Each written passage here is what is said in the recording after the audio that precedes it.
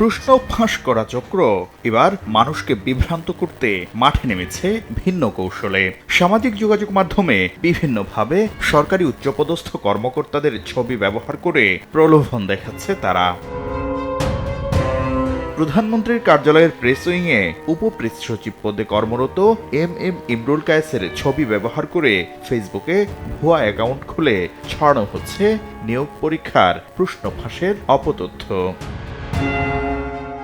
শুক্রবার সকালে ডিপিএস ইমরুল কায়েস রানার ছবি ব্যবহার করে ইঞ্জিনিয়ার নাজমুল সরকার নামে একটি অ্যাকাউন্ট খোলার বিষয়টি নজরে আসে।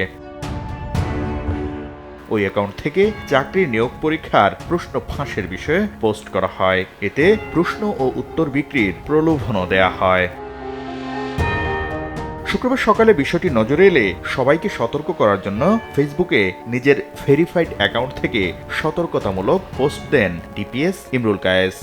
নগদের কাছে সব গ্রাহকই প্রিয়, তাই তো সারা দেশে ক্যাশ আউট চার্জ সবচেয়ে কম। সোশ্যাল নেটওয়ার্কে এই অপকর্ম দেখার পর সবাইকে সতর্ক থাকার অনুরোধ জানান প্রধানমন্ত্রীর উপপ্রেস সচিব। এছাড়া সাইবার অপরাধ দমনে কাজ করা আইনশৃঙ্খলা বাহিনীর বিশেষায়িত ইউনিটে বিষয়টি জানানোর পর তদন্ত শুরু হয়েছে।